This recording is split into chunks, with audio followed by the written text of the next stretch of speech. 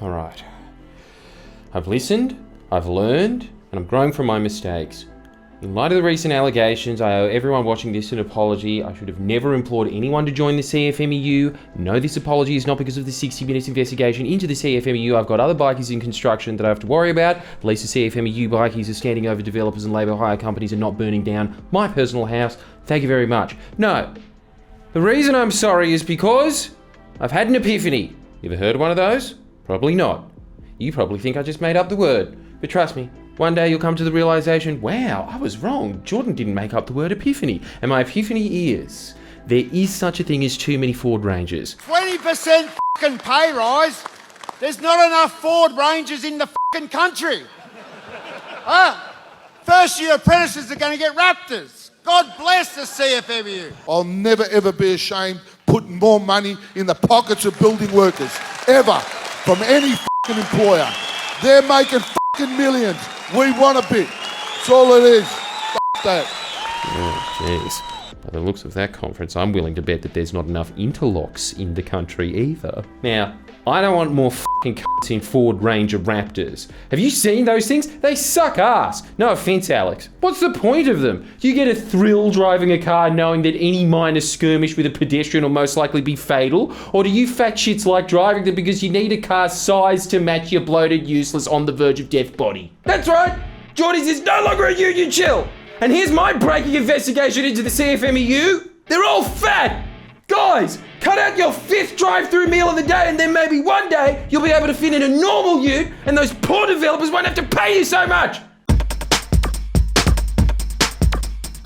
That being said, I still love the CFMEU. It is a testament to them that Australian construction workers are some of the highest paid in the world, even if that does come with the side effect of too many gay trucks on the road, and a little bit or more of organised crime here and there. But it still fits the aesthetic. We probably do need to address the allegations surrounding the CFMEU, since I got a lot of recent comments like, where's your video on the CFMEU and all their corruption with criminal groups? Or because they're in line with Labour, you will ignore it? Still nothing on CFMEU and organised crime? Shame! Why don't you talk about the union, specifically the CFMEU? Is it because you're biased? I'm telling you, it's the same comment every time. Why aren't you saying exactly what News.com said as of 2 seconds ago? Is it because you are biased? The only reason I don't think these are bot comments is because of the spelling errors. What the fuck do you think I'm ever going to say? Of course I condone everything. I love crime. Always have, always will. Now, if you excuse me, I've got some business to attend to. Ah, crap. It's Smoking Joe Charlie from the CFMEU. No, I swear, Joe, I wasn't making fun of your smoking habits. No, Smoking Joe, don't use my eye as an ashtray.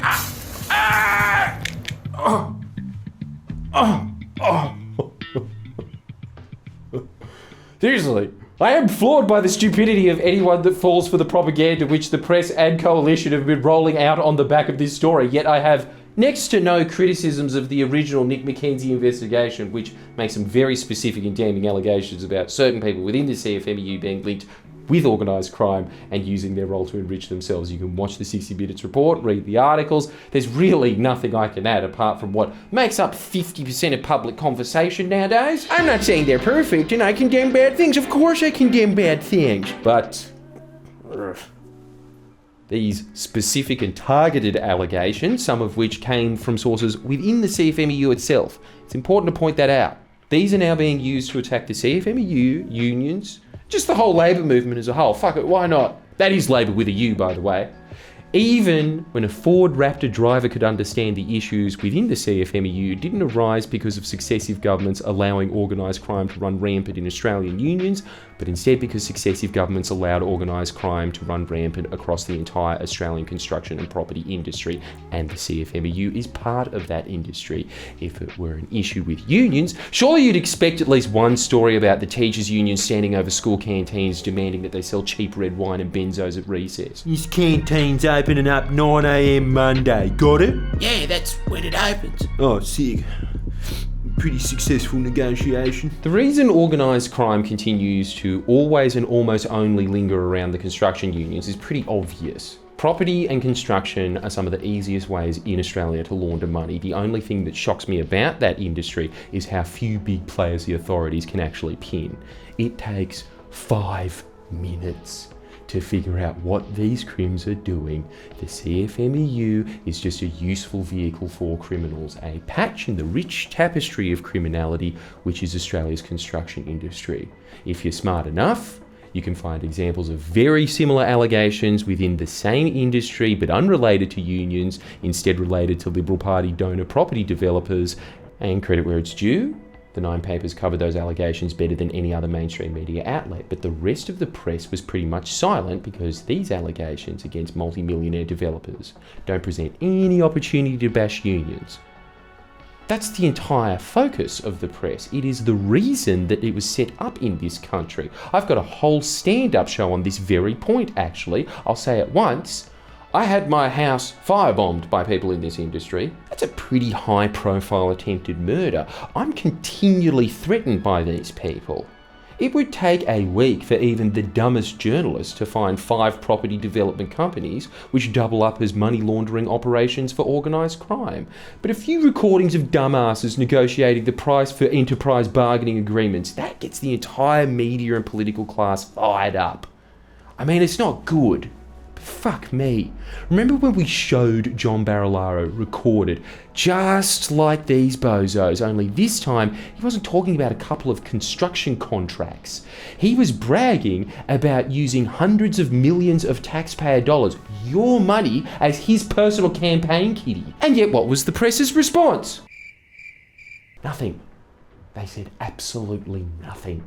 Just a whisper behind the scenes that, it's illegal to air secretly recorded conversations. Well, law doesn't seem to matter much now for some reason. Remember how you had Media Watch, this highly sophisticated defence mechanism of the propaganda model, as it gives off the illusion that there is a media watchdog doing what it's actually designed to do, which is shamefully launder the validity of this now visibly nonsensical argument that, it's illegal, we can't possibly tell the public about this unbelievable misappropriation of unfathomable amounts of your tax money, which again, this is far worse than anything that has been uncovered about the CFMEU. Far worse. This is a deputy premier bragging about using the Treasury as his personal piggy bank. Not a peep. Yet look at the amount of articles the ABC has done on this scandal. But on the other construction adjacent scandals, Nine broke. Now, I'm not going to say much about this, so listen the fuck up. It is insane that the ABC news team thinks that it is in any position to grandstand and guilt by association of the Labor Party on a story about the CFMEU having Mongol bikies work for them, when the ABC still employs an ex-Mongol who still gets called to meetings with very dangerous people and passes threats on for them. I mean, this shit happened earlier this year and the ABC did fuck all about it. But imply Kate McClymont, the journalist who took down Eddie Obeid, was lying. Read the article in your own time. But it's enough to understand how completely amoral the ABC news team is and how little they actually care about organised crime. I mean, I wish I was just a conspiracy nut when it came to determining what the mainstream press thinks is newsworthy. But there it is. So again, I've got no issue with the investigative journalist's original coverage of this. Nick McKenzie's 60-minute piece was measured, precise, and seems to be initiated by internal forces within the CFMEU and Labor movement that want the CFMEU cleaned up. You know who actually deserves scorn here? The journalists and executives that come after the fact, who deliberately place overblown focus on certain investigations while implying other investigations done by the same organisation are bullshit because they implicate the wrong people, who are very often their mates. Then what starts as a push to rid unions of organised crime becomes a push to lower wages and working conditions of all workers covered by the CFMEU. On the back of that investigation, the SMH themselves then ran, "Australians pay the price for CFMEU tactics, figures show." The crux of the article is a claim that the CFMEU has added 30% to the price of major projects. The source of this 30%? Peter Dutton saying, "Dude, trust me."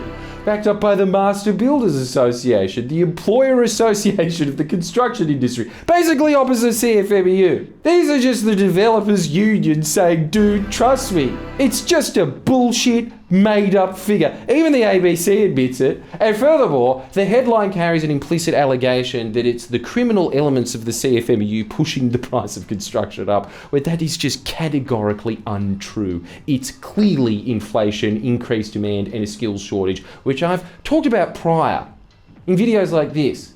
That's what pushes up the price of construction. It is just so cynical and lazy, and completely undermines the original story. Let's be honest, that's the point though, isn't it? To try and use these allegations to manufacture consent for policies which will diminish the conditions of construction workers. But it's exactly what you should expect from the Australian press and the coalition, who somehow can manage to get the Australian public to free associate better than Robin Williams, crime bad, so therefore let's pay workers less. As for John Secker, the now former Secretary of Victorian CFMEU, who 60 Minutes implicated, I'm very happy that this saga took place. Not because I wish Secker any ill will, it's just so nice that Melbourne now has its own Wire Season 2 arc. A Catholic Slav background union leader falling on his swords, trying to strengthen the union after becoming too ingratiated with his city's underbelly. Frank Sobotka, John Secker, the names are practically the same. They even look the same. The only problem is, thanks to Setka's legacy, tradies in Melbourne are doing a lot better than stevedores in Baltimore. It'll never get bad enough to have the iconic saying, "We used to drive Ford Rangers in this country. Ford Raptor Rangers. Now we have to scour car sales for used Hiluxes." Which is what I'll have to do if you don't subscribe to my Patreon. Seriously, you gotta do it, because this is the media ecosystem that we have in this country. One where it only reports the facts if it results in destroying the only thing separating us from the downward third world spirals of the UK and the US, i.e. a strong labour movement, as shown by them making this story headline news for a month straight. Could have very easily done the same with John, could have done the same with Greiner, O'Farrell, Berejiklian, but instead, they all got canonised as martyrs. And why? Because they're against organised labour. It is that simple. So sign up to combat that, plus you get early videos, Q&As, and you can vote on all types of videos that we make. Toodles!